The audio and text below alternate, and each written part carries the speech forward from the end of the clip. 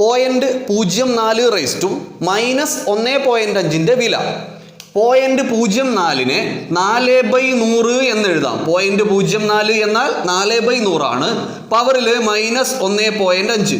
ഇനി പവറിലുള്ള നെഗറ്റീവ് കളയാൻ വേണ്ടിയിട്ട് ബേസിന്റെ റെസിപ്രോക്കൽ എടുക്കുക. 4/100നെ 100/4 എന്ന് എഴുതുക.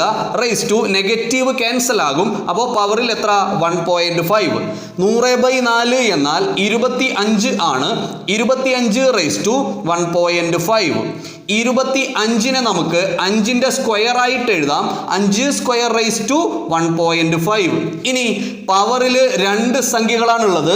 രണ്ടും 1.5. എപ്പോഴും പവറുകളെ തമ്മിൽ ഗുണിക്കണം. അപ്പോൾ 2നെയും 1.5നെയും തമ്മിൽ ഗുണിക്കുമ്പോൾ 3 കിട്ടും. അതായത് ബേസിൽ 5ഉം പവറിൽ 3ഉം. 5 ക്യൂബ് എന്നാൽ 125.